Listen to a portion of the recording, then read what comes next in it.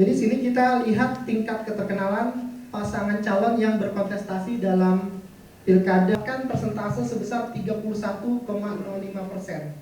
Lalu tingkat keterkenalan sebesar 7,58%. Dan di sini ada Pramrano, pasangan Pramrano nomor urut 03 sebesar dan pasangan 03 Pram Rano Karno sebesar 45,73%. Kita lihat kembali lalu kita 45,56%, lalu disusul oleh pasangan RK Siswono sebesar 30%, lalu kemudian disusul kembali oleh pasangan Darmakut sebesar 8,47%. Dan di sini yang tidak menjawab dan tidak memilih itu sebesarkan bahwa yang berkontestasi hanya 3 pasangan calon, di mana yang tadi undecided voter, anak aba dan lain sebagainya 4%.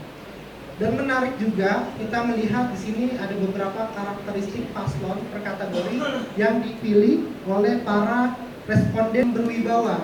Di sini antara pasangan RK Siswono dan Pramrano yang hampir beda tipis, yaitu di mana RK Siswono sebesar 39,6%, lalu pasangan Pramrano sebesar 39,3% disusul dengan pasangan Darmakun sebesar 21,1%. Lalu yang dianggap paling kaya yaitu ini juga menarik, yaitu Darmakun dianggap pasangan paling kaya dari responden yang kita wawancarai sebesar 37%, lalu pasangan RKSU sebesar 38,3%, dan terakhir itu ada pasangan Pramrano sebesar 24,7%. Lalu yang menarik juga bahwa yang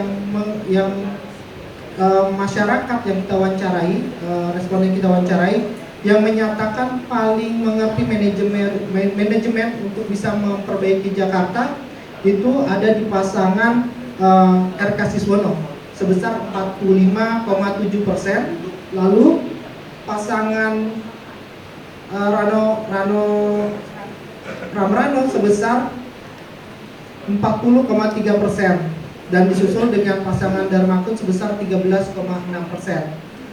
Lalu yang paling dianggap bisa memajukan DKI Jakarta, Provinsi DKI Jakarta itu paling tinggi yaitu dari pasangan Pramrano sebesar 62,3%, disusul berikutnya oleh pasangan RK Siswono.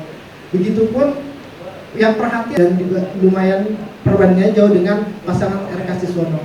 Lalu Jakarta yaitu pasangan Pramrano sebesar 76%, berikutnya disusul dengan pasangan RKSUS. Itu yang bisa kami sampaikan.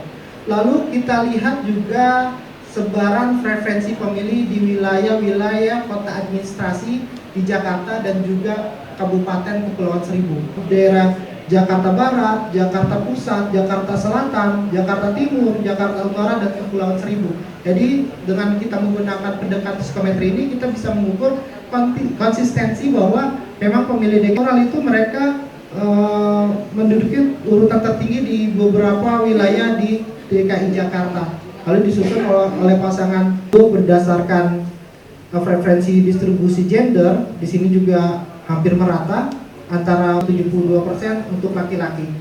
Lalu juga untuk pasangan Pramrano sebesar 40% untuk laki-laki. Dan ini RKSUS juga 16,33%, dan untuk perempuan sebesar 15,58%. Jadi itu yang dapat saya sampaikan hasil dari kolaborasi pertanyaan-pertanyaan secara psikologis. Jadi kita bisa mengetahui konsistensi jawaban dari para responden yang kita wawancarai. Terima kasih. Hari tadi kita dengar metodologi di pendekatan yang adalah psikologis politik, kemudian dengan hasil tadi ada dikenal ya, dan juga audiens semua yang hadir, Reza di perusahaan. Tanggapan saya ya melihat hasil survei tadi, angka yang sangat bagus untuk newcomer, untuk Darmakun ya, ada di angka 10 sampai 11% ya tadi ya, untuk 1 bulan terakhir sebelum pencoblosan. Bukan hal yang mustahil bahwa nanti pada saat diberi suara ya, kami akan mendapatkan angka yang jauh lebih tinggi dari yang ditampilkan di layar barisan. Ya, jadi survei pada hari ini ini merupakan survei untuk preferensi pemilih. Jadi kita menggunakan pendekatan psikometri, yaitu pendekatan psikologi politik. Jadi kita menggunakan pertanyaan berjenjang untuk mengukur tingkat kesulitan atau tingkat dari masyarakat untuk menjawab pertanyaan tersebut, seperti itu. Ya, jadi untuk menggunakan pertanyaan psikologis ini kita ingin melihat psikologi dari masyarakat Jakarta khususnya. Bagaimana mereka memilih calon pemilihnya seperti apa. Jadi dengan menggunakan pertanyaan berjenjang tadi, sehingga kita bisa menghasilkan satu jawaban dari masyarakat atau responden itu secara konsisten. Jadi berjenjang dari mulai popularitas, disukai, lalu pada tingkat dipilih dan diyakini menang. Jadi seperti itu. Jadi jawabannya akan mereka urutkan dalam aplikasi yang kita gunakan, sehingga kita rasa jawaban itu akan sesuai dan konsisten dengan mereka pilih seperti itu. Terus hasil riset dari yang sudah dilakukan seperti apa?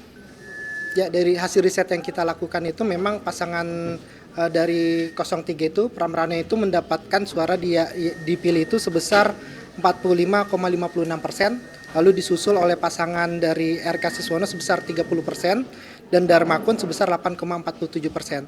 Lalu kita menggunakan pertanyaan berjenjang lagi dengan menghilangkan dari undecided voter dan juga swing voter tadi sebesar 15, sekian persen.